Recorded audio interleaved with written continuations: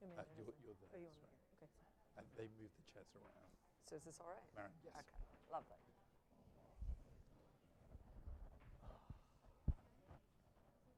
Okay, ladies and gentlemen, welcome to New America.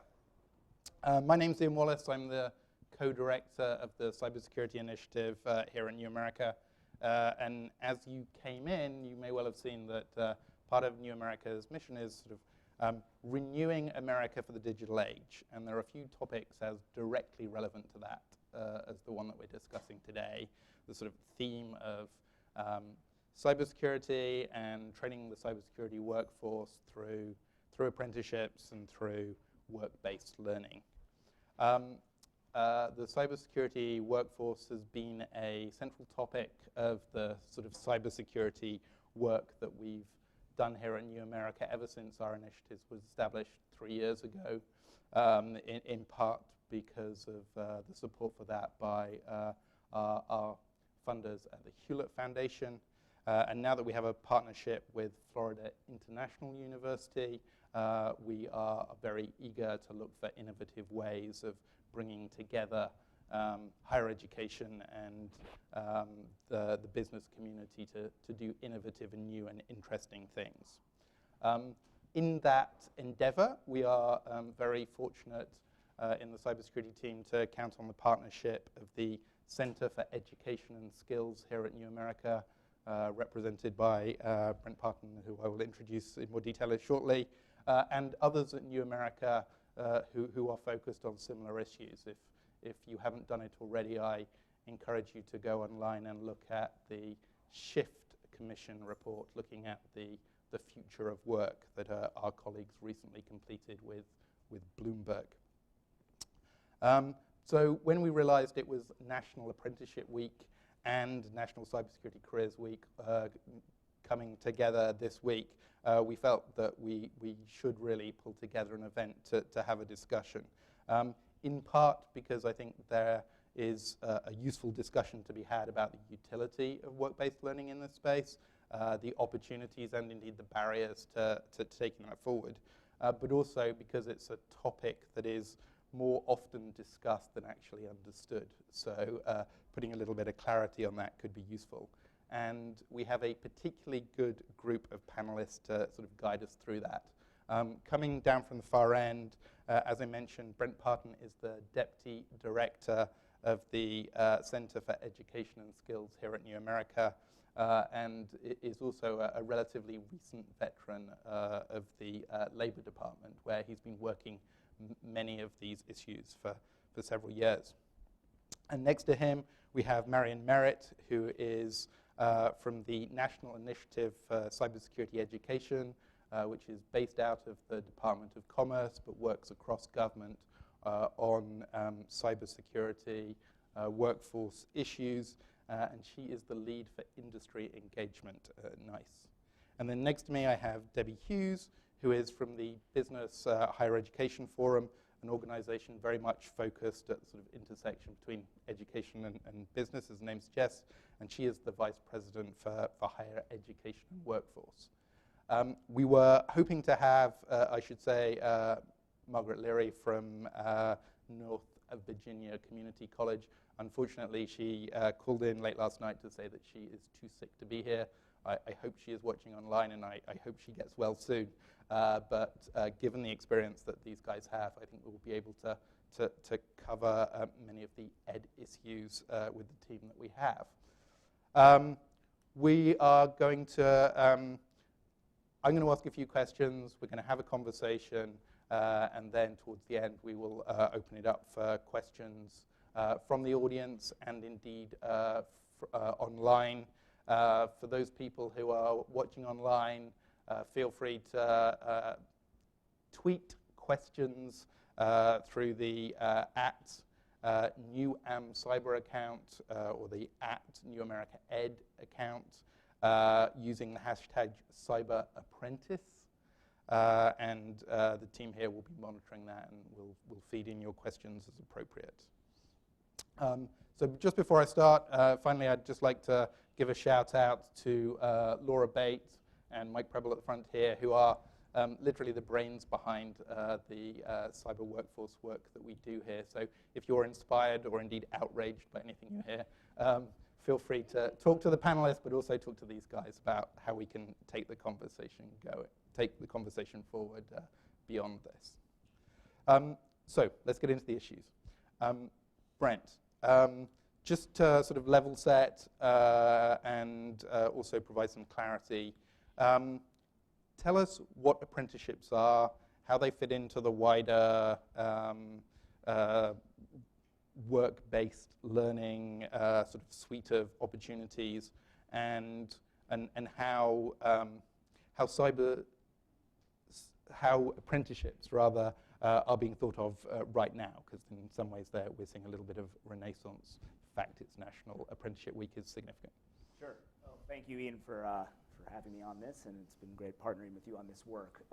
So apprenticeship, in a nutshell, I guess, everybody sort of has their image of what they see when you hear the word apprentice or apprenticeship. For a long time, at least in the United States, apprenticeship has been seen as a pathway to a certain type of career or certain types of jobs, namely those in the construction sector, to some extent manufacturing. But at its essence, really what apprenticeship is it's a way of learning. It's a way of learning that combines some, what I would call these kind of four corner elements.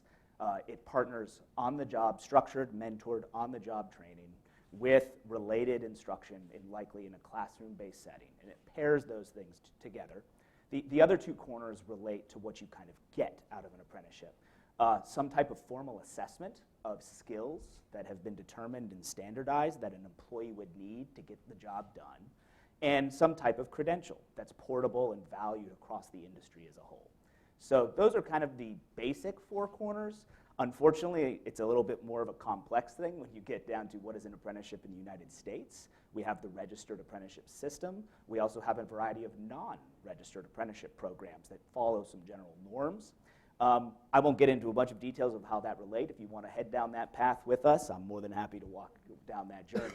But the idea is that really apprenticeship is this way that really uniquely pairs learning on the job that's contextualized with learning that's happening in a classroom. The thing that I think sets apprenticeship apart from other types of work-based learning is the role of the employer themselves in that program. The employer, in the case of an apprenticeship versus, say, an internship, is not only responsible for what happens on the job, they're also taking a very heavy hand in what happens in the classroom. In many cases, at least in this country, they're paying for what happens in the classroom. So the idea that also sets apprenticeship apart from other forms of work-based learning is the prominent role of industry in the delivery of the program.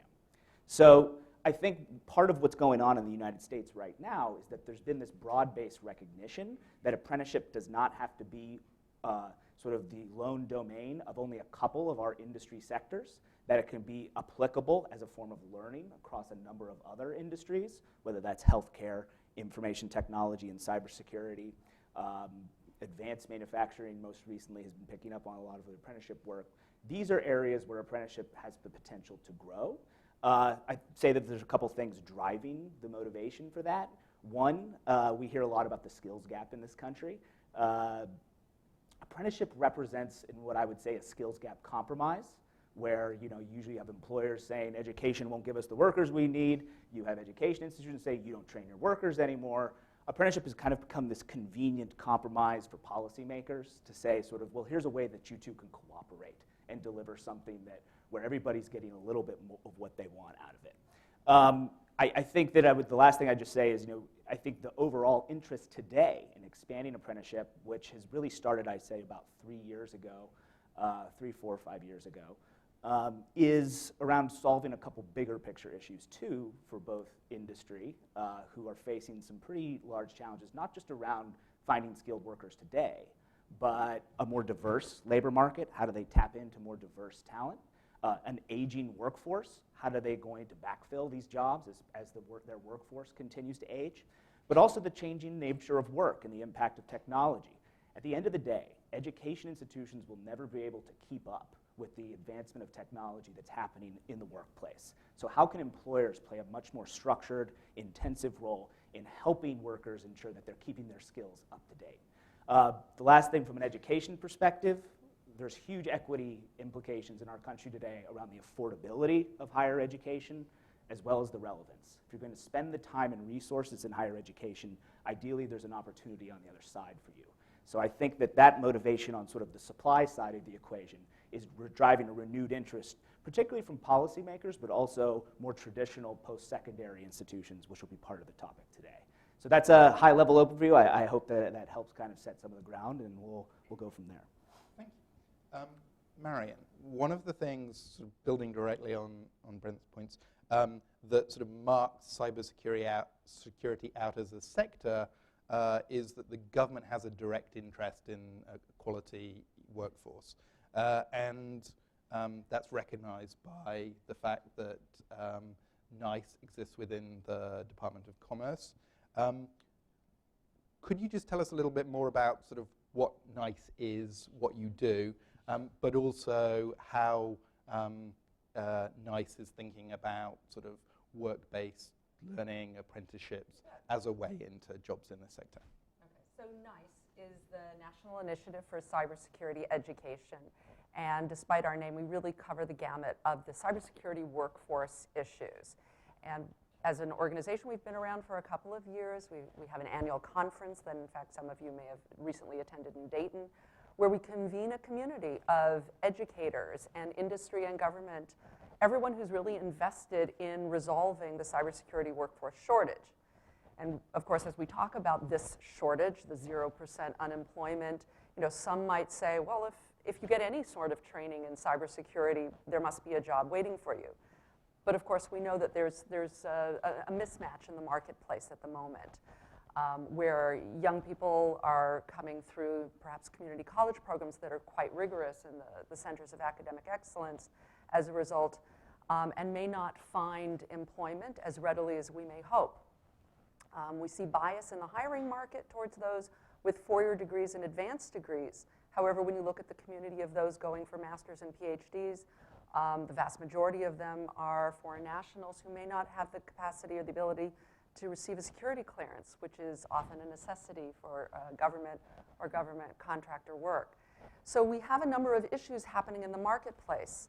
Then you layer onto that transitioning veterans, many of whom may have received tremendous cybersecurity-related work experience in their careers, but may not be given kind of the coaching and the education to transition into the civilian workforce. And then, as Brent pointed out, we have some aging population of those who are currently in cybersecurity.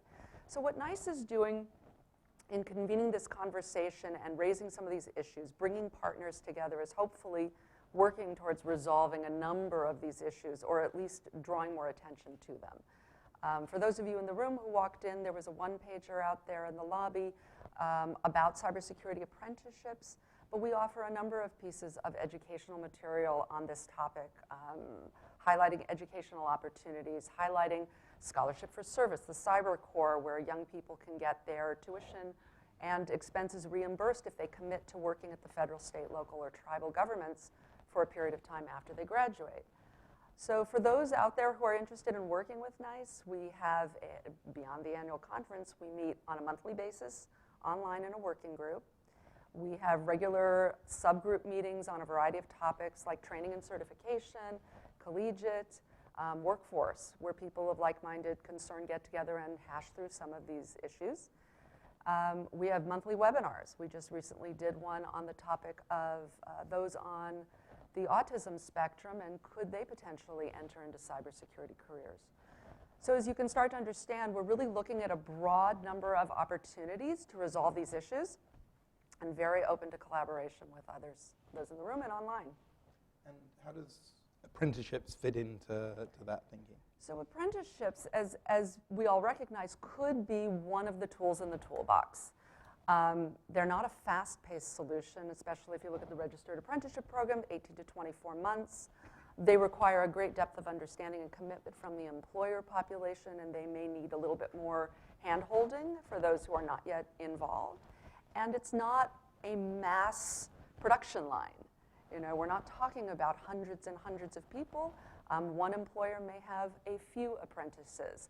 So in terms of capacity building, I think it's going to be one of our opportunities, but not the only one. Okay, and I want to go on and talk about some of the other opportunities in a moment, but first of all, let me bring in Debbie. Debbie, where you sit at the Business of Higher Education Forum, you are literally at the meeting place between these sort of two groups that Brent was talking to, who some people have sort of seen as sort of slightly working past each other, and apprenticeships being the opportunity for them to come together. Sitting where you sit, looking at both sides, what do you see as the opportunities for apprenticeships in the cybersecurity workforce space? Yeah, so I think building on what the other panelists were saying, we see sort of 3 core tenets that are involved in cybersecurity hiring. We, first and foremost, is the credential. Second are certifications. And third is work experience. And so when you look at the job postings online, the majority of job postings today, over 90% of them in cybersecurity, require a bachelor's degree, and just about 90% of them ask for 3 to 5 years of work experience. So what that shows you is this is not a place for community college graduates with associate's degrees, which we're not sure is true or not. It's just what the postings are signaling. And it looks like there are no entry-level positions. Now, from our perspective, you see there are different areas where the government in this space has been leading the charge. So a lot of these job recs have been answering the call to what government contractors or the government are asking for in their job recs. But as many more sectors become technology companies and have much larger needs in cybersecurity, we're finding that in financial services, for instance, or the insurance or healthcare, other sectors are using requirements in these spaces and just following them. And so when we ask, what is it and why do you need these different job requirements, they have not necessarily done internal analysis to the degree that NICE has created these common frameworks. And so what we see as an opportunity in terms of work-based learning experiences, apprenticeships, internships, and the like, are that you can actually start to pair employers with higher education and to think about how do you close that need using work-based learning to align with employers around getting them in earlier and possibly closing that work experience requirements. So we see cyber as this fantastic, it is by its nature a high skill, high demand field. It has a lot of infrastructure that's already been commonly defined, where most emerging fields sort of don't have common definitions like NICE does. And yet, you're not necessarily seeing the alignment of all of the parties coming together yet in the same way. So we see this in the apprenticeship space, if it could be commonly defined and employers to recognize it and to offer work experience requirements in their hiring processes and change their job postings, we think that you can really move the needle on that. So the obvious question, and open it up to the entire panel, where are we seeing any examples of early adoption, good leadership that the cybersecurity employers and indeed universities can learn from? And it may be in the cybersecurity sector and maybe elsewhere of examples that this actually does work. Brent. Sure. So going back to sort of, well, apprenticeship sounds like this great thing. Why don't we see more of them? I don't think we can underestimate the rethinking, to your point, that for industry, that what they have to go through to really deliver an apprenticeship program in terms of how they hire, how they think about their workforce, how they screen candidates, how they develop the skills standards, how they find mentors that are going to, in their company, spend time and work with apprentices. It's a lot there. So change is required, and employers, particularly small and medium-sized employers who could really benefit most from these types of programs, need support to start these programs. So where we have seen progress on apprenticeship in the information technology or cybersecurity or other emerging sectors is when there's this intermediary capacity that is there to really help handhold and make the process of developing an apprenticeship and running an apprenticeship much more seamless and lower all those kind of transaction costs involved with rethinking how you do your business. So that's one thing intermediaries do, is they can do this hand-holding. The other thing they can do is they can bring many employers together. So to your point, yes, we do not see a lot of American employers. In other countries, apprenticeship functions at a huge scale. Here, it really is very retail. A couple apprentices here, a couple apprentices there. But these intermediaries can aggregate the need of multiple employers across an industry sector, identify what their shared skills needs are, and build a program from that, and let employers customize maybe that 50 to 20% through their on-the-job. So we've seen, for example, an organization called Apprenti in Seattle, Washington. It's operating out of Seattle, Washington, but they're a function of the Washington Technology Industry Association that have really been pioneering as an information technology apprenticeship intermediary. They've been working with multiple employers of many different sizes to fill these needs. And they're working with non-traditional higher education providers as well as some more traditional mainstream ones. We've seen that same model take place with even higher education institutions playing a role in that space. So there's some really interesting work going on in Maryland, down in Virginia as well, not close to here, near the sort of larger military installations outside Norfolk. Tidewater Community Colleges has been a pioneer on cybersecurity apprenticeships. Again, the innovation, the common thread, no matter what type of institution is playing this role, is how do you partner with your industry, work with them across a region to really kind of aggregate and make it easier for them to engage and run these programs and do something very different. And if I can just layer onto that, the community-based aspect that these apprenticeship intermediaries bring is extremely helpful, because as capacity gets built, even if the initial partners on the employer side may be larger employers, they can help explain what they're doing. They can also provide some clarity over job requirements and educational standards. The intermediaries are also going to help with the funding. There are federal funding opportunities. There would be a GI Bills for your veterans who are transitioning.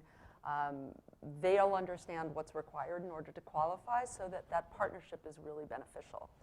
And we at NICE a year ago actually did some community-based grants that we called ramps around the concept of really creating an ecosystem around the career pathways in cybersecurity. So while it wasn't focused on apprenticeships, a number of those community-based efforts have added apprenticeships as one of those capacity building tools that they've been using. And can you just give us a little bit more of a sense of how these ecosystems evolve? You have universities who want to be relevant, you have businesses who want people, you have intermediaries who may see a business opportunity, or the community decides they're necessary. How does this matchmaking process work at its best? Well, I think out of the economic necessity of local workforce development agencies who may be aware of some of the federal resources, or you may have these really strong intermediary organizations, as Brent referred to. But by convening the local employers and saying, to communicate how big of an issue is this for you, and are you already working with your local educators, be it the community college or the four-year institutions? And convening those conversations can often illuminate opportunities unto themselves. And that's what we're seeing. The community-wide approach is also great, because one of the big opportunities or issues we also have is awareness of cybersecurity careers, especially in the K through 12 area. And so by convening as a community, you can start developing programs, not just to do internet safety programs, as wonderful as those are, but to say there are careers associated with this field, and it's not too early to start engaging. So you can also partner with the competitions organizations such as Cyber Patriots, or the summer camp programs such as Gen Cyber, and really start to bring in all of these elements so that it's not suddenly something people hear about in a career counselor's office, as they're exiting high school or planning their college career. And as an organization that sort of plays that intermediary role, we've created a process that we call the strategic implementation process.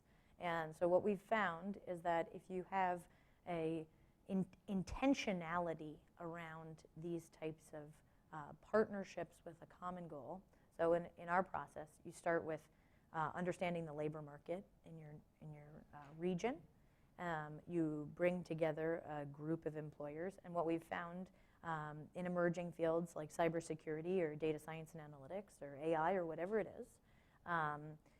If you bring together those who have a workforce need, and that's not to exclude the human resource sides of it, but we tend to bring together executives in decision-making spaces who oversee talent and so have a deep knowledge.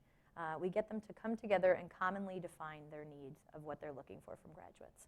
And what we've found in cybersecurity is that you can come to complete consensus on it. There is an understanding by the industry as to what it is that they are looking for and hoping that graduates have in terms of technical and 21st century skills.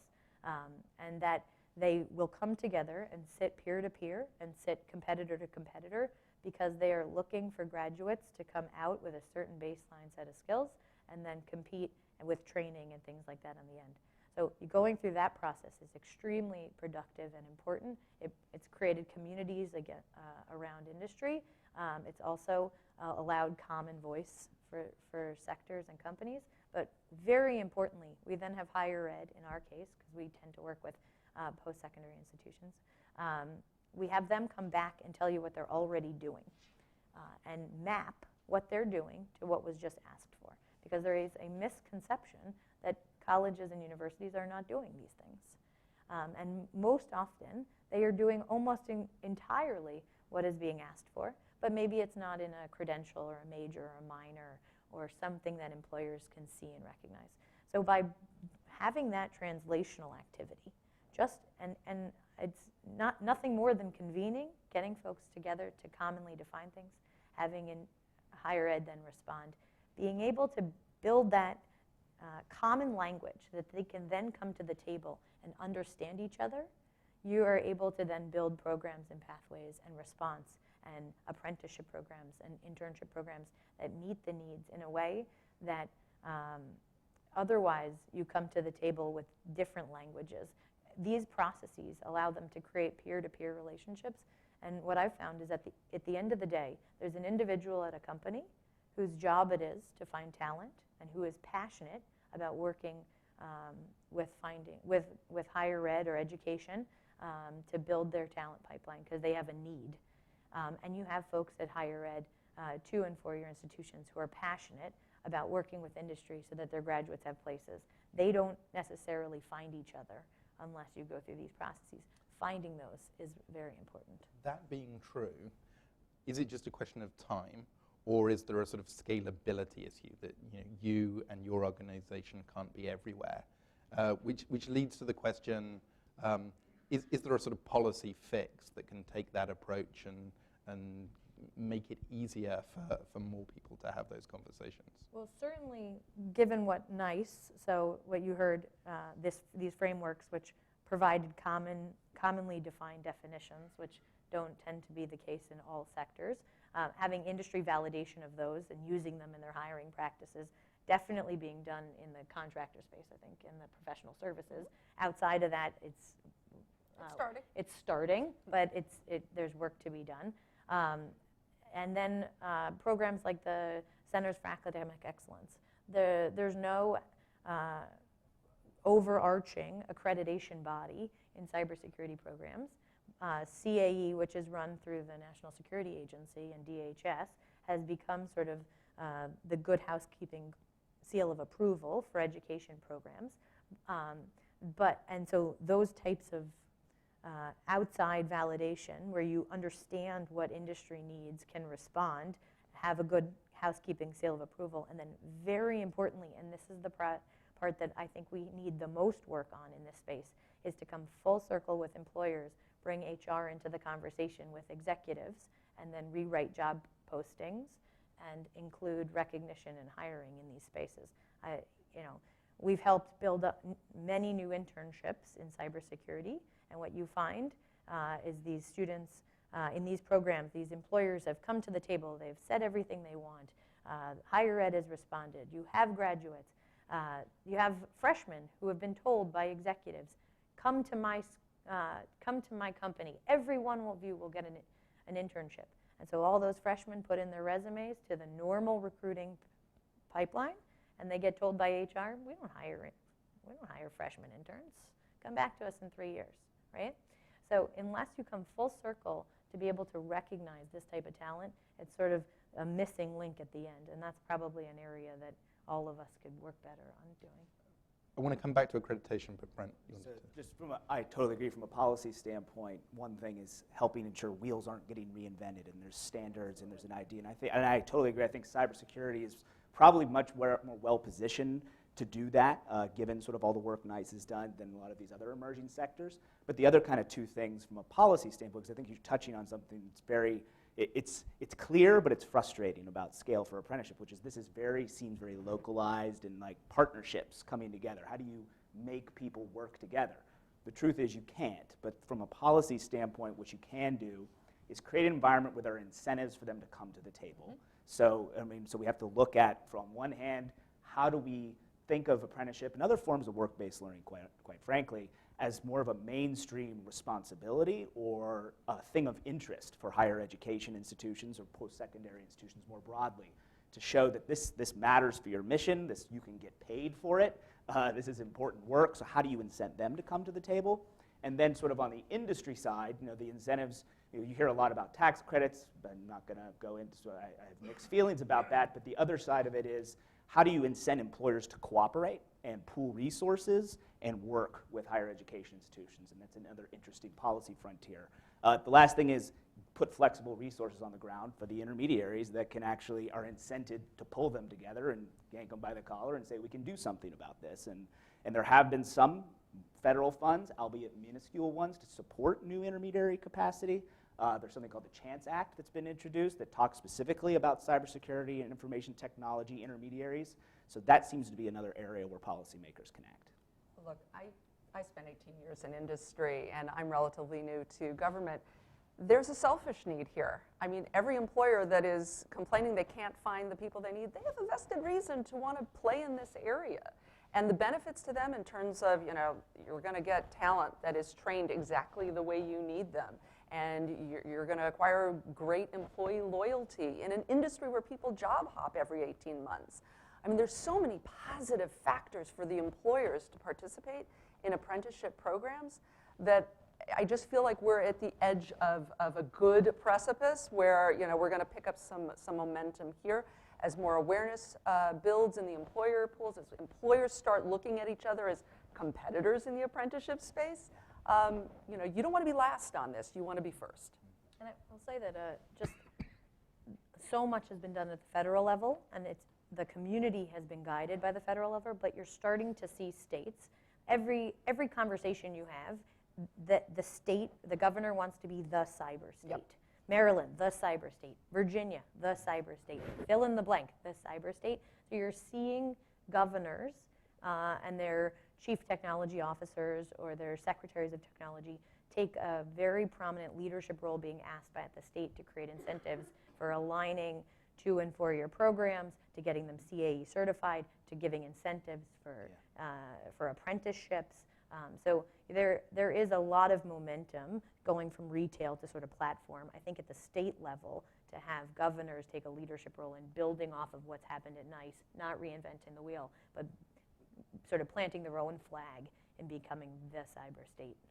Can we just drill down a little bit on incentives? Because notwithstanding what sort of Marion said about there being a sort of a business incentive for the private sector to get into this space, there is also a sort of public policy opportunity to create the framework within which that is easier or harder, depending on how it's played. Not the least of which is the sort of funding opportunities. And one of the challenges in this space is there are actually quite a lot of incentives out there which are not well known to many of the either employers or educational institutions. What's the biggest thing that people are missing in terms of the opportunities that are out there, or what are the policy fixes that could make a relatively big difference relatively easily? Sure. So I'll just take this first, and please jump in. America is an exceptional place. We're exceptional in apprenticeship in that we're the only country that makes essentially employers virtually pay for every aspect of it. both what happens on the job, which they should, but also the classroom instruction. Whereas you go to other countries, whether that's the UK, or Germany, or Switzerland, that part of the apprenticeship is subsidized by the public sector, and it's subsidized by the public sector because there's a public good. The idea is that the apprentice is not being trained just to the standards of one company, but industry-wide. So they're not trapped, it's portable. So I think that one of the missing pieces is really focusing on how can we help encourage more employers to get engaged with apprenticeship by showing that that education component is something the public sector has a compelling interest to invest in. So one way of doing that is putting a ton of new resources behind it. America maybe is another exceptional place where that's probably not possible in the near horizon. But we do spend a lot of resources already on post-secondary and on workforce that could be better leveraged to support apprenticeship opportunities. I'm sure folks have heard about different possible opportunities. The funding through the Higher Education Act presents sort of a number of programs that subsidize higher education. There's a couple of those that are probably better designed to support apprenticeship than others. The ones that I would say are Perkins. Perkins is part of HEA, but I would say Federal Work Study, the Higher Education Act. So Federal Work Study funds could be an interesting way of how that could be flipped to support sort of apprenticeship programs. The Perkins Act and reauthorization, I think that's a huge opportunity to better support apprenticeship. It's institutional-based funds. What does that mean in practice? So essentially, Perkins in general supports our vocational, career, and technical education system, both at the secondary but also the post-secondary level. That funding goes to institutions to help them sort of set up apprenticeship programs. It could, I guess I should say, it could be. We've seen Perkins been used as a platform for apprenticeship, particularly for youth in many parts of the country. We could do more and use it as a better lever. The other kind of area that I think is untapped is workforce system. We put several, the money's declined, but there's a lot of money in the workforce system, the federal workforce system, that's available in every state and every community across the country. You have funding to support both the subsidized on-the-job training through the workforce system, called OJT contracts. You also have funding through the individual training accounts that the workforce system offers. The problem is, how can we better make sure that the folks that really kind of control how these funds can be used at the state and local level can be better leveraged to support apprenticeship? It's not just employers that don't know a lot about apprenticeship. The education institutions and a lot of the existing workforce and training infrastructure does not know a lot about apprenticeship. So there's a lot of learning to be done to show how we can better leverage those resources, and if we can count apprentices in those systems, we can incent it more powerfully. Anything to add on? Look, we recently had a discussion in response to an executive order on the topic of the cybersecurity workforce, and what was pretty clear to all the participants is that same old is not going to do it. And be it apprenticeships or other things, I mean, the term space war was that metaphor was used quite a lot, that the shortage of cybersecurity talent, 285,000 in the United States alone, we're not going to get there in onesie-twosie efforts, so we're going to need some pretty significant changes in how we do things. And whether that's policy or whether it's just convening more robust environments with employers and providing them the tools so that they can do the thing they want to do already, we're going to need to see some of those things happen. I'm not sure if we can wait for the investment coming from the federal level. I think we need to move more quickly than that. Just while you mention it, the executive order required some work by federal government departments to sort of bring together what's happening on workforce. Mm-hmm. How, just to bring people up to date, how is that process going, and what will we likely see in the future as a result of that? Well, some of the recommendations were around things such as the Scholarship for Service program that should be dramatically expanded, and of course that's a feeding system for talent in the government level, which of course is a tremendous place for people to get their first skill acquisition, to work in cybersecurity in the government level, state, local, federal, and tribal. Anyway, but back to the executive order, I think we're still waiting for some reaction to the recommendations, and hold that thought. I think it's worth mentioning that as every company becomes a cyber company, and every CEO finds that this topic is of tremendous importance, probably of increasing importance every day, they are thinking about how they bring in top talent. And not every sector and industry is thought to be on the cutting edge of cybersecurity. And so we have been seeing, and you hear, that if every company is going to have to compete with the Googles and the Facebooks and the Northrop Grummans and every company is competing with every other company across all the sectors. So it is not being coalesced into different sectors. And so one of the areas of real progress I think that can be made is sectors coming together to really understand where their strengths are. And either do it through a charm offensive where you encourage folks to come into your sector because of mission-driven experiences or because it's cutting edge or whatever it is, particularly in ones like financial services where you don't necessarily need to follow the government requirements that OPM and others have set.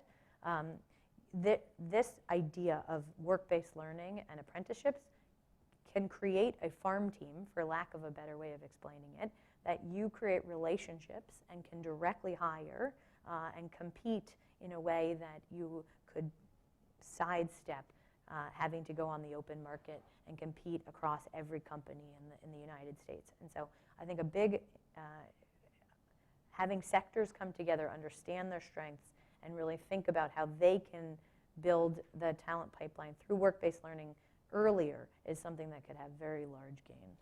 What do you see as the sort of nub of those collaborations? I mean, traditionally in the apprenticeship space, trade unions have been the basis for this. That isn't so true. One opportunity is trade organizations. There are a number of trade organizations who operate in this space but haven't necessarily sort of fully thrown themselves into this yet. What do you think the best opportunities are in order to bring that kind of collaboration? Yeah, it's funny you should bring up the term unions because we recently had a conversation about this at the NICE conference in Dayton, and that was brought up that traditionally in apprenticeships you're going through a union, they're going to help find you employment, right? So here in cybersecurity, we need the employer to be part of the program from the beginning. So the relationship is employer and employee. So there really isn't a lot of space for that union element necessarily. And when you talk about organizations who are trying to be the, sort of the barometer of what, a perfect entry-level cybersecurity person looks like, I think there's still a lot of competition in that space where people are, be it the certification bodies or other, organizations in the space, and usually those things the marketplace decides. The beauty of the apprenticeship model is that the employer is defining, perhaps in collaboration with other employers, but they're defining what they need. And they really don't necessarily need all of these other organizations weighing in unless there's additional benefit. Either they've taken the burden of the education process off the employer, when we talk about apprenticeships, or they're finding the talent and bringing them to them, which I think would be a great service. And you talked about sort of the mapping of the workplace issue, and I just wanted to throw a plug out there for cyberseek.org, if not everyone's familiar with that. That was an initiative. SEEK, so cyberseek.org is a heat map, so to speak, of where cybersecurity jobs are. And what's useful both to the employer and to the job applicant is you start to normalize the language around the NICE workforce framework. You start to see career pathways emerge. You can see what the job requirements are, be it a bachelor's degree. To your point, 90% of the job openings do require a bachelor's degree. But they may also say, and you need these certifications. And you can start to also see if you live in this location in the country, oh, not so many jobs here, I might need to relocate to find opportunities. So the more information out there for the employee and the employer, it should normalize some of these competitive issues. Two more questions from me, and then we're going to open it up to the floor, so please be thinking of your questions.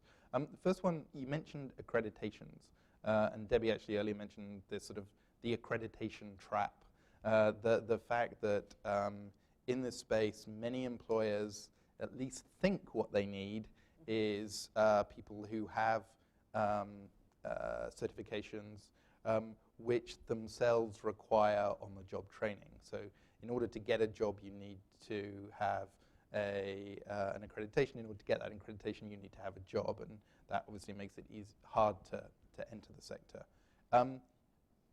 Is that a problem that other sectors have dealt with and addressed, Brent, or is it something that over time the competition within the sector will resolve, and that we'll get to a different kind of way of certifying that people have the skills they need? Yeah, so I would say the overall certification issue, or sort of what credentials communicate competence to employers, is something that every industry sector has dealt with. I would go back and say, what's advantageous about the cyber industry sector is that they've done so much work trying to standardize and create sort of a common language around skills and certifications that it's become an advantage. But to your point, what you laid out, there's drawbacks to that. Is what are the requirements that are needed to get there, and is that making it harder for people to access those jobs? I would say the sector that is probably grappling with this credentialing certification issue alongside cyber is healthcare. It's one that's obviously been, it's a heavily credentialed sector. It's one where also apprenticeship is pushing on the frontiers of an industry, trying to say, well, do you have to have this certain type of education, pass these certain types of exams to do these jobs? Could this be learned on the job as part of getting that done? It's going to be an issue that has to be dealt with. I think part of it is, what are employers using the certifications for is really the key question here. On one hand, we've talked a lot about sort of the job openings that require a bachelor's degree to even get your foot in the door. I think there's some question to what extent employers are using that out of habit versus necessity, and whether they're kind of using these certain types of credentials as a screen for skills they really can't articulate well. We hear the word soft skills, employability skills, 21st century skills, whatever that might be. So there's that part of the equation, but then there's the actual sort of professional certification itself, which I would kind of kick to you all to say how this is playing out in the cybersecurity sector. But we know in healthcare that there is some interest in creating a little bit more of kind of a progression that allows people to kind of earn their certifications and progressively move up in their job, and sort of whether it starts as an entry level, then they're getting work experience, they're creating attachment to the employer is seeing they can do the job, the employers are willing to kind of stick with them and invest in them so they can get the certifications to take the next job. And that's sort of, it's stop and go in healthcare, but I don't know how that could work in cyber, where there's a lot more even challenges around who can get in the door. Well, what we're observing is a lot of blended models. So traditional education layered with some certifications, because they, as the employer doesn't fully understand the quality necessarily that people are getting in the traditional education environment. So these certifications become sort of a signal, right? You've done this classwork in this topic, and this is your professor, and then you took this certification exam. So I start to understand as an employer what you bring to the table, and I think that's a really good benefit. For somebody out there, though, who's trying to upskill, maybe they're an entry-level person in cybersecurity and they want to continue, then these certifications are also an additional form of traditional education. Book learning is usually involved, and there is some practical skills in there as well. But outside of traditional education, there are also the so-called boot camp type of environments, and some work, some not so much. Some are employer-led, and some are community-based. So there's a lot of these sort of innovative models that are using these certifications to help the employer figure out what the talent can do. Sorry, go on. But when you look at the CyberSeek data, or you look at the, which is powered by Burning Glass, and you look at the number one area of need, it's around what they call CISSPs. They require 5 years of experience. And so that is requires you to think about what are the solutions and what do they look like. And for our side, one of the solutions is around what constitutes a quality work-based learning experience, and including an apprenticeship, and how can you have it count towards those 5 years? How can you use the time that students are in post-secondary to allow them to count down on that clock.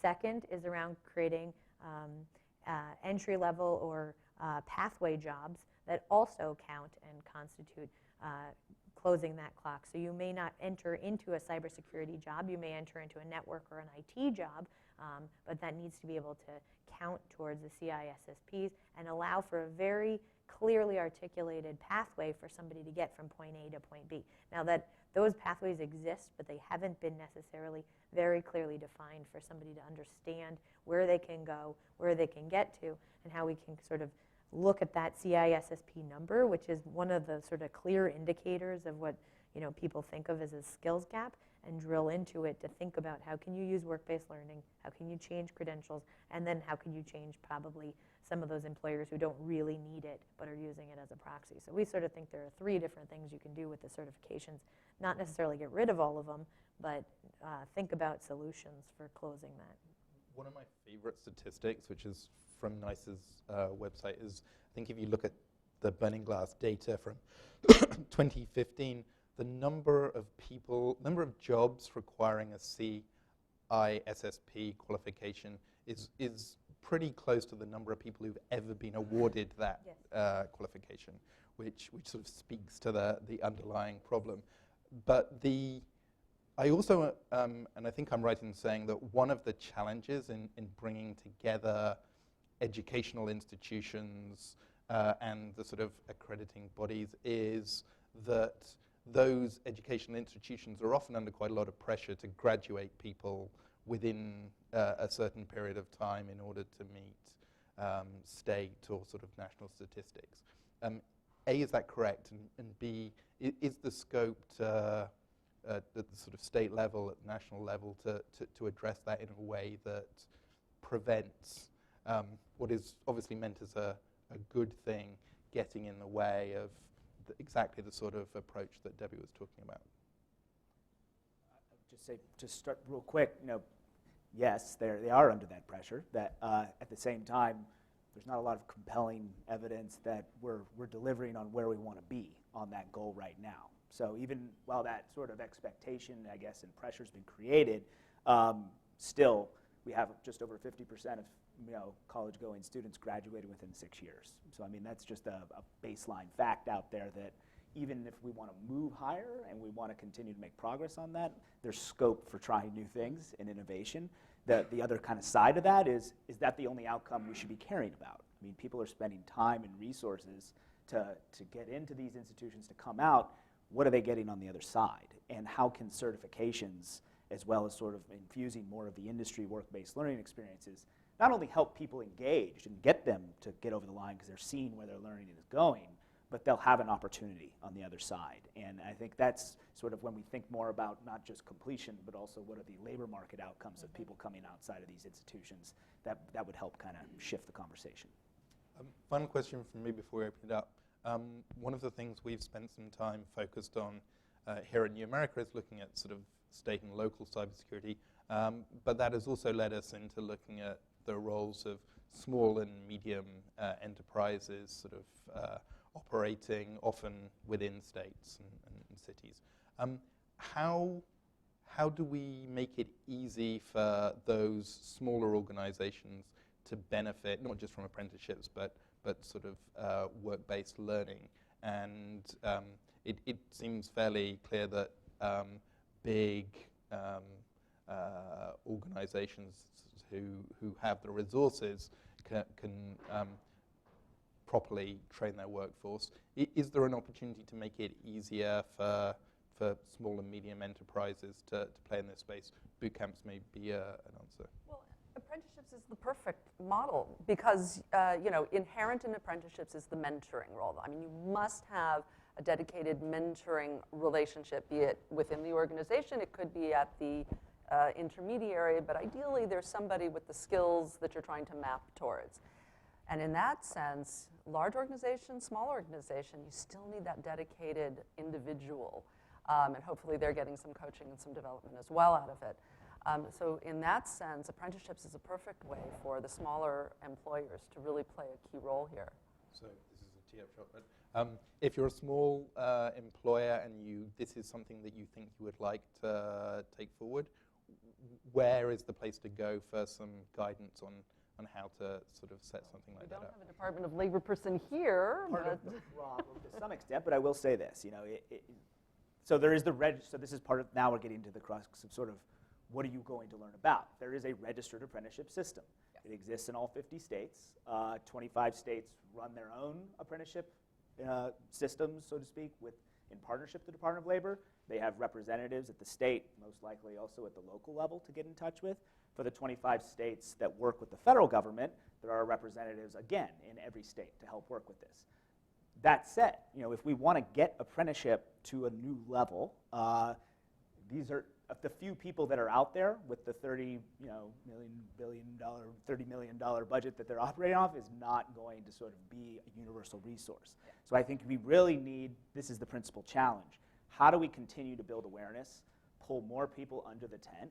That includes higher education institutions, that includes workforce boards, that includes community organizations to get into the apprenticeship game and create sort of an infrastructure of scale that can be out there to help people, particularly small and medium-sized employers, when they kind of catch the bug or the interest. And that's really kind of the challenge that's before us. Okay. Questions?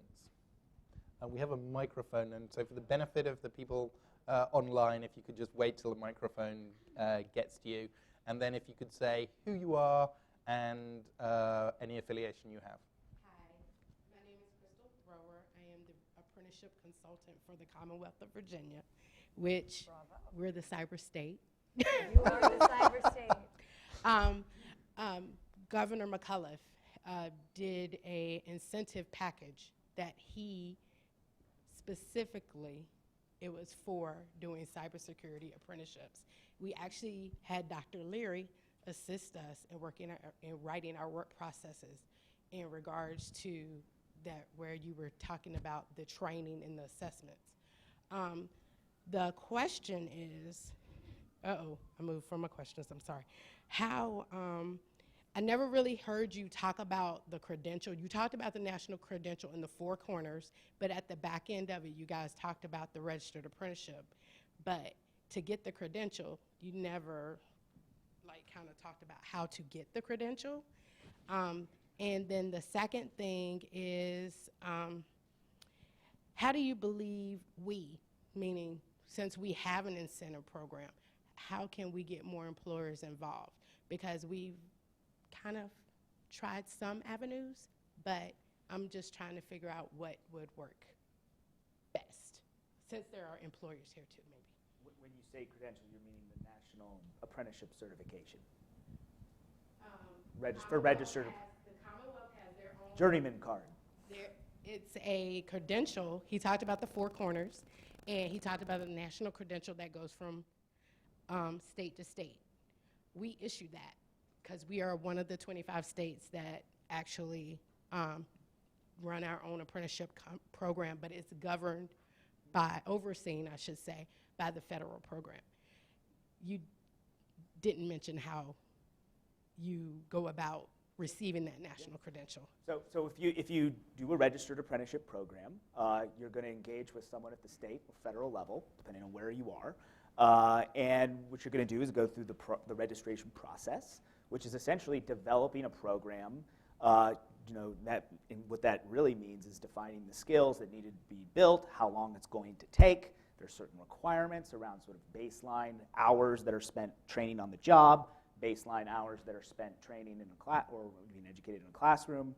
And the program lays out, if you go through, and this is the Cliff's Notes version, but if you go through these things, as you hit certain levels, as you're hitting new skills, you will get a wage gain. That's an important thing to know about registered apprenticeship programs. That's part of the deal. But if you get to the end, you will get the National Apprenticeship Certification. Some states issue this, but it is nationally recognized. And what that says is something very important about what apprenticeship is, or what might set it apart, is it says that you are competent in an occupation. And the purpose of internships is not to make you competent in an occupation. It's to expose you to a career, connect you with an employer, help you demonstrate your soft skills. Apprenticeship is really a program about building competence in a way that is portable. So you can take that certification, you can go from place to place. It's nationally recognized.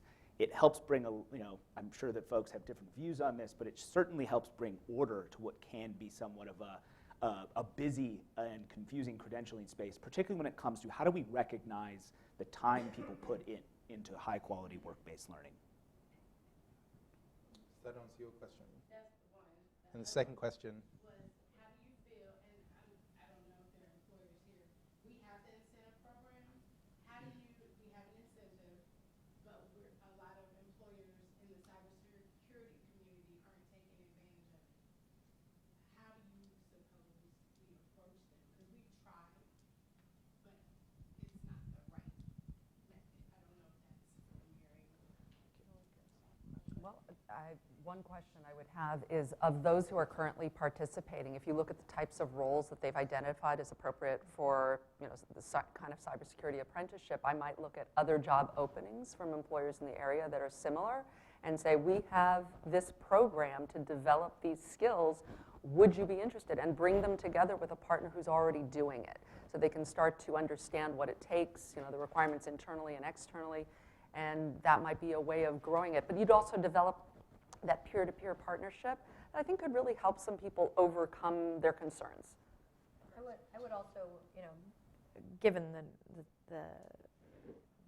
the number of postings in Virginia and the number of companies, I might look at some of those top employers in cyber and go to their internship folks and bring the talent at the executive level and bring their internship folks to the table and have them have a conversation around their talent pipeline and tell them that you're thinking about it in an integrative approach and want to understand where they're fitting internships and where they're fitting apprenticeships, where they're fitting their high school outreach, because most of them are not thinking about it all under one umbrella. That might get them to start thinking about it in the same place. Have we seen any sort of conversations with sort of sector coordination bodies? This sort of feels like something where getting companies within sectors working together is a way of sort of building critical mass. So that's been the secret sauce for nations that have been able to do this very well for a long time at scale, is they engage industry associations, chambers of commerce actively in this work. In fact, they're almost fully responsible for many parts of it, which is, it's very different here, but we have seen a lot of really interesting movement where industry associations, particularly ones that operate across multiple states, have been able to kind of work on developing sort of a core program. I've mentioned sort of the Apprenti example. That's a technology association getting involved with that. When we drill down to the local level, I think we've seen some really interesting happen with regional chambers of commerce that have existing relationships with employers. They know their growth sectors in that region. They know the right players, both at sort of the C-suite level, but also importantly HR folks. And they are already doing things like you said, there's a lot going on out there. This, in some respects, become sort of a logical next step for how a lot of these industry associations and chambers have been already engaged heavily in workforce discussions. We work with the Financial Services Roundtable, right? They have a cybersecurity working group. What happened in that working group? Every conversation they had came back to workforce. Every single one. Yeah. It was a technology group. They bring together their CTOs, their CISOs, all of the leaders, and every conversation came back to workforce. So you're seeing you see the same thing in the Aerospace Industries Association. Every time you get these industry associations together and you're talking about cyber, the number one thing that they come back to is workforce. And so they're very willing to think about how you come together on solutions. I think part of the issue is that it's very one by one right now. And so these industry associations can play a very important role in creating sort of turnkey operations. They don't necessarily need to be that third-party facilitator in the end, but allowing the companies who are already coming to the table together as peers to be able to know how to engage in the same way, just in different places, is something that I think the chambers, the business roundtables, all these kind of industry associations are thinking very seriously about. More questions. So we have a bunch. We're going to start over here and then come over to on this side. Yeah, Just wanted to say there is somebody from USDOL here, that would be me. So, I'd be glad to, speak with folks individually if you have particular questions on the apprenticeship system. Although Brent did a fantastic job about doing it. But what I, Jim Fody. What I just wanted to make a comment about resources. We've had this competency-based apprenticeship project going on for the past few years, and there are two occupational frameworks in IT. The cybersecurity framework, which maps to the NICE framework very closely, and also breaks it down by beginner, intermediate, and advanced level competencies. And again, these are ways of starting programs that it cuts down on the time and really maps out some of the things that businesses have to do if they're getting engaged. And the IT generalist framework could also be a stepping stone into cyber work for those folks that don't have work experience yet. If I could just add, I think Jim raises an important point, which let's be honest, the registered apprenticeship system gets a hard time quite a bit, and there's a lot of interest right now, I guess, with the current administration, sort of where it goes. So much of the time, though, around what it means to, and a lot of that is around it takes too long or it's too complicated to register an apprenticeship program. What Jim raises is sort of the time comes often from working with employers on developing these sort of skill standards, or what are the actual competencies that you want to learn through a program. And that is a new process for many industries or individuals, particularly small employers, to sit down and say, what job am I really trying to fill? What are the kind of skills that are going to be needed? What are other companies doing that maybe I could do more? And that takes time. And that's really that co-creation process that could be sped up if industry associations or larger industry groups created templates and models so those employers don't have to start from scratch. The state of South Carolina is a great example. They've grown registered apprenticeship over 700% in 10 years, and they've done it by, in many respects, sort of making sure that no employer they sit down with when they work to sort of support to start a program is starting from scratch. And so I think that's, again, a place where these industry associations and chambers that could play a particularly important role. I just wanted to throw out another issue in the cybersecurity realm, and that's security clearances, which I mentioned earlier. The very issue around the length of time somebody is participating in an apprenticeship program could be an element in its favor if you add, and we will help you acquire a security clearance, assuming that you qualify. So I just throw that out there as something that could potentially be a benefit to participating in an apprenticeship program, and that would set you apart from the person who's just done their bachelor's degree. I can absolutely see how that would be an incentive. That's right. Hi, my name is Gwen Costa, and I work for the federal government. And my question is, what, if any, work are you all doing encouraging these types of apprenticeship programs within the federal space? Marion, I think this is for you. Well, we've certainly been trying to understand the opportunity when it comes to cybersecurity. And we're big proponents of all the entry-level programs like Scholarship for Service, as we discussed earlier. So we're starting that conversation now, and we think that it's absolutely appropriate at the federal level that we offer an opportunity for people to be trained and receive the skills. But I am currently unaware of a federal-based cybersecurity apprenticeship program. Are there any non-cyber apprenticeship programs that people know of? There are a few. There's a fit I would ask start. A federal hiring freeze doesn't help on that front. But the OPM has been engaged over a few years around sort of what that would look like. The Department of Labor actually have a couple of apprentices that are there. But I think this is a huge point. We're telling the private sector to do certain things. Government should be a role model. And in particular, state and local governments that are really starving for cybersecurity talent, this could be a huge opportunity for them. And so I think we need to, if you talk about sort of rigid or unfamiliar hiring requirements, for those who have been usajobs.com, you're probably, or .gov, familiar with this.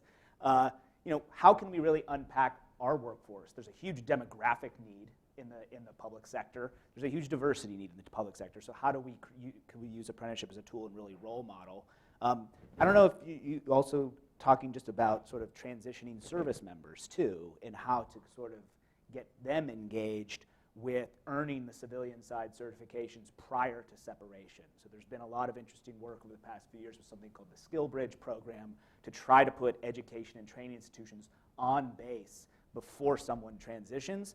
That seems to be a big opportunity. I'm not familiar if there's one specifically for cybersecurity, but how could we start to kind of... They tend to be regional. I mean, they do. The It's downside base to is base. it's not, a branch overall. We're going to do these things for our cyber people, and it could be. Right. But you've got some very strong initiatives in, again, Virginia, San Diego. So, region by region, you have some tremendous local partners who are actively going into, the veterans, the military operation and saying, here, we want to help your veterans transition to these tremendous careers. But I think that it could be brought internally more. So it's a tremendous opportunity, but admittedly, small programs at best at the current state. What would encourage, for example, NICE to sort of take an active role in that? Is it going to be demand from departments, or is it going to be something else that sort of encourages that kind of approach? It will be. I mean, certainly on the normal hiring scale, it is demand from individual departments, and we have our challenges, don't we, in the federal government? Not only hiring, but hiring people quickly. So if you look at the candidates that you might have, they may not have the time to wait until we can do the approval processes. I think that's a real challenge for us to be able to, walk the walk here, because if your apprenticeship program is 18 to 24 months long and it takes you typically a calendar year to go through approval processes, who's going to wait? Yeah. More questions. So we have 3 people back there, and we'll work around you all in due course. Thank you. Hi, I'm Rebecca Allen from General Assembly. We're a global training company. And I'd be just curious to hear each of your perspectives on kind of some of the pros and cons of traditional higher education and then some of the non-traditional players, so like the boot camps, like General Assembly, in increasing the talent pipeline. And just for a tiny bit of context, GA right now is working with the Defense Department to create a cyber curriculum that we're piloting at Fort Gordon. And the idea is that that will eventually translate into something that we're going to provide to industry partners in the area. So I would love to hear more about what you think about that approach. From my perspective, as I said earlier, I came from industry, and one of the things that I had done was create a jobs program based around the premise that in cybersecurity, if you have somebody with aptitude and you can, train them and coach them and give them the on-the-job skills, the shorter period of time than a traditional 4-year degree, it works with the employer's participation. The employer helping determine what the educational requirements are, providing the on-the-job skills development, and hopefully a promise of employment at the end. Where I think some of the non-traditional job programs don't do quite as well is when all the responsibility is on the participant to find employment, and then you have this misunderstanding about what their purpose is. So I am very supportive of the ones where the employers are really participants and have skin in the game, and we really are making sure that what they're learning is appropriate for what the job market requires.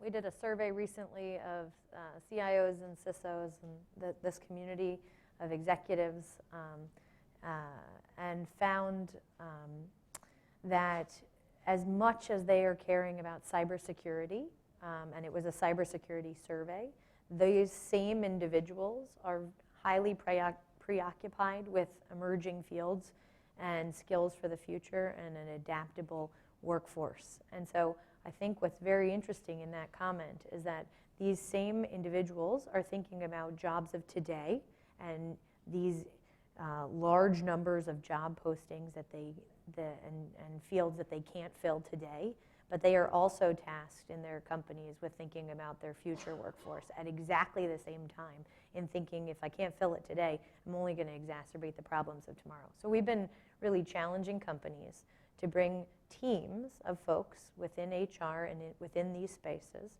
to communicate to each other around the different areas of need. So whether it's General Assembly in upskilling your workforce that exists today, or helping retrain folks to take the jobs of today versus somebody who needs a technician position, which are extremely important, or IT and networking, or those with bachelor's degrees or master's or PhDs. We have been asking and challenging our companies to actually align their talent strategies and really think about each piece of it, and then align those to the different institutions that can help plug it together. Largely, you see these very segmented discussions, division by division, and I think that each one, I don't think these are competitive areas. I think these are areas that, if aligned, could be sort of a new age for the CHRO community, like the new talent space, is thinking about this all as an integrative place. When do boot camps work and when do they not work? Ooh. I think, yeah. No, so, I mean, boot camps aren't a monolith. There's, like education institutions, there's ones that let's think about what they try to sell. They are selling the idea of connecting you to a job that is well-paying and is going to have you'll have a career. Boot camps work when they do that. They do that when they are talking about what you're speaking to, when they really unpack what a business need is. They work very closely with employers to develop curricula and programs, and they deliver it in a way that positions the people that complete, and they're supporting them to complete, to get a job and make a good wage that gets a return on investment.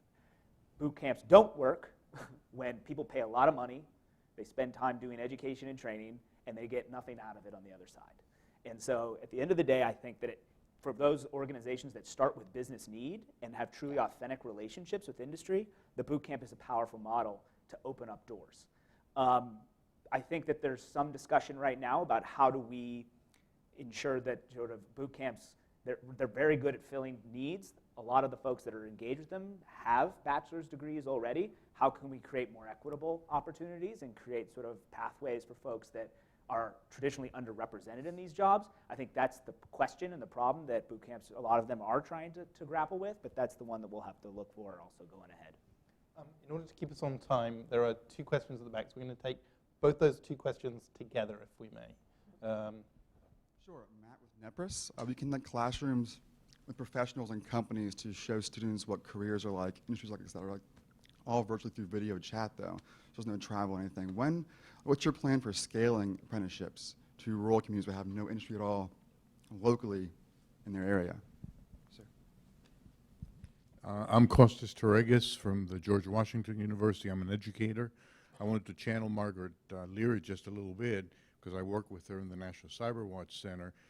You mentioned the numbers of jobs that are available, and you mentioned that bachelor's degrees and higher ed degrees are 90% required.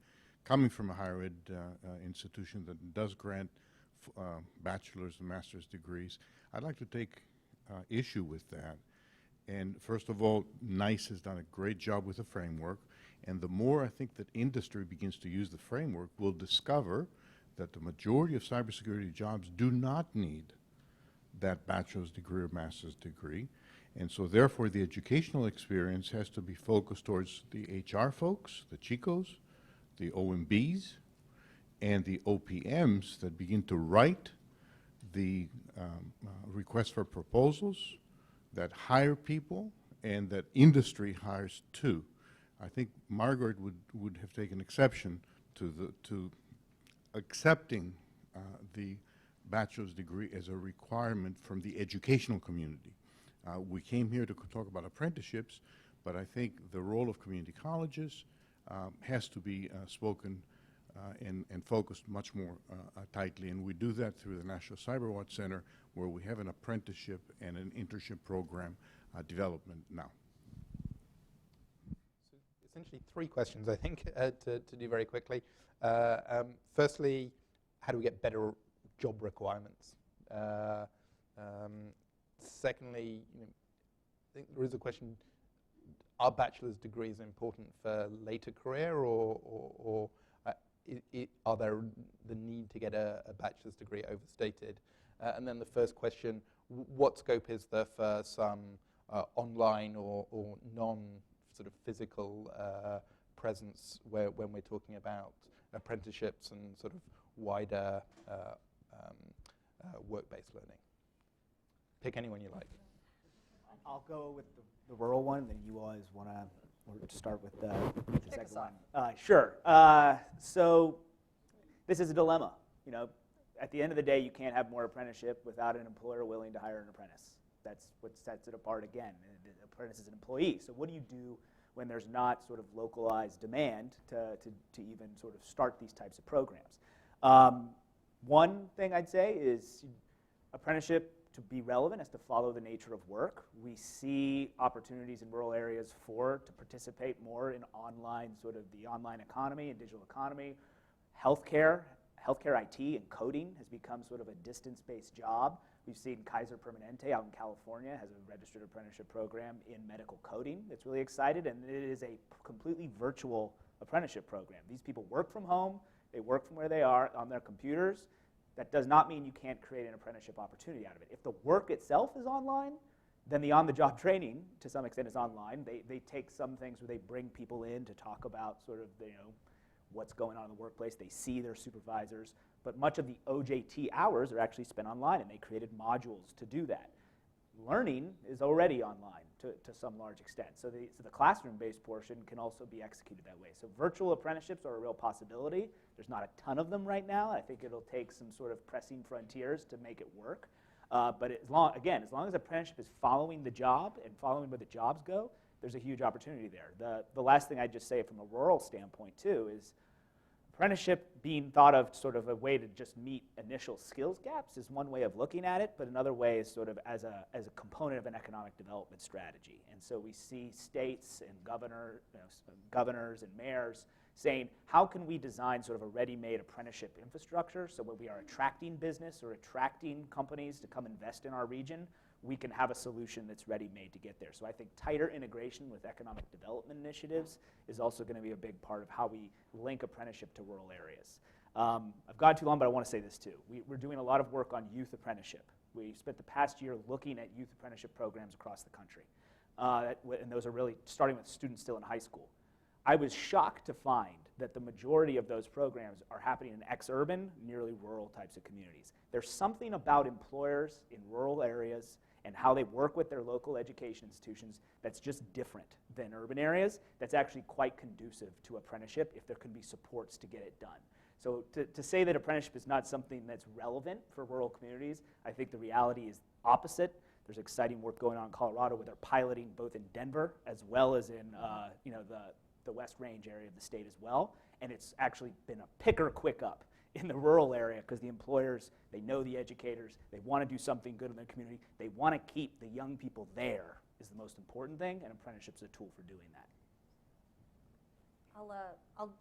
So it was not an endorsement for the need for bachelor's degrees. I think what we see in the postings and the aggregate data is that the business community is signaling that they're using the bachelor's degree as a proxy. And that, in this case, I think most often is because it's driven through the government requirements. And so our approach, since we my approach has not been to move OPM. I think that is a movement that's happening and is extremely necessary. Our approach has been to go to sectors that are not necessarily government-driven and have conversations about why. Why are you writing your job postings like that? We started sort of retail, company by company, bringing them together, asking folks internally, why are you requiring a bachelor's degree? Do you really need it? Can we change that? What are the actual skills and competencies you're looking for?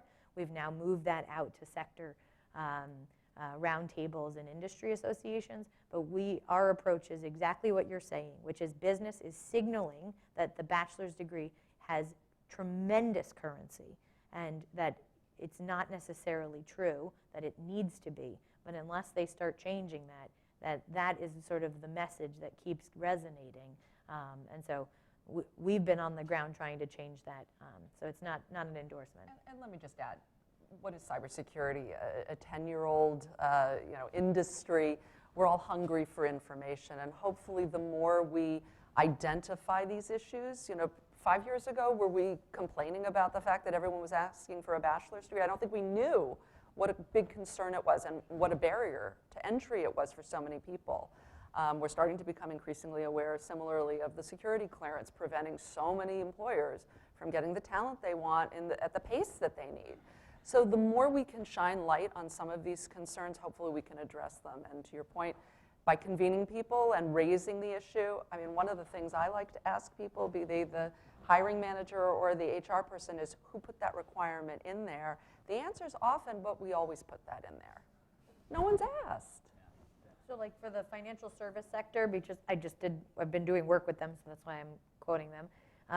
Less than 10% of them of the companies are using CAE schools in their recruiting processes, and less than 15% are using the NICE framework or any national frameworks as part of their job and pathways process, so talent thinking. And so that, to me, shows that there's a need and that there's an opportunity. My guess, and I haven't dug deeper into it, is that other sectors are using their normal talent strategies. So they're going to the schools that they know, and possibly that they recruit from business schools, because that's where they usually are looking from students, and haven't striated that to look specifically for cyber talent. I mean, what's happening with the CAE programs in the 2-year space is that they are getting accredited in some, like, for lack of a better term. They are getting told that they are high quality, and I don't think employers even know that. And so there's a space to be fixed. I want to keep asking questions, but I'm conscious we're bumping up against our hour-and-a-half limit. So therefore, in 1 minute, I'm just going to go down the panel each and ask you, each of your organizations is doing some really interesting work in this area. Can you just give us a very quick blast on what have you got coming up in the future that we need to look out for? And then we'll bring this to an end. Debbie, do you want to start? My drumbeat is that this is a fixable problem, and that I'm not 100% sure we have a skills gap. I think we have a supply and demand misalignment. And the first step is to really understand articulation of needs. I think NICE has taken a very strong role in that. And now is the time to have business recognize and align their needs with the talent and supply. And so we've been working very closely on trying to break down the silos and bring this to sort of, instead of an either or, but an and conversation. And certainly work-based learning and apprenticeships has a big role to play in that.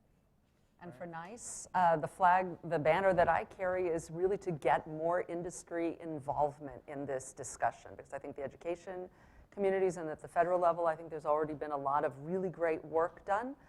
So I would just encourage folks from industry, be they the hiring managers or HR or the C-suite, to join us in our working groups, to subscribe to our information and to participate in these robust conversations and become more aware of the great resources, be it the NICE framework, but also the CAEs as a great resource for talent, as well as to learn more about how they can kick off an apprenticeship program. And Brent, in America? Sure. So this is a National Apprenticeship Week. December will be Apprenticeship Month, I guess, in some respects for us at New America. We have 2 big pieces of research coming out. One of our priorities is being how we mainstream apprenticeship into our formal education systems to achieve scale and more diversity in terms of industries.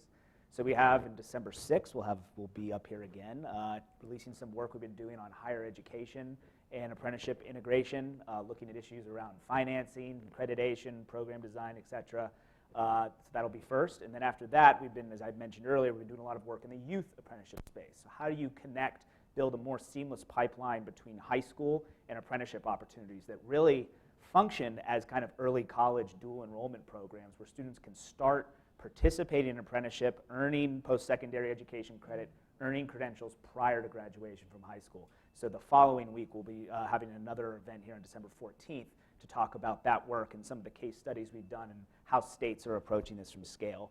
And then later into the year, too, we're still continuing our drive to look at how apprenticeship can fit as an alternative provider within 2 particular growth industries, healthcare and information technology and cybersecurity, because those are real huge opportunities for expansion. The industry need is there, but there's going to be a lot of need for innovation around a lot of the issues that we've discussed today.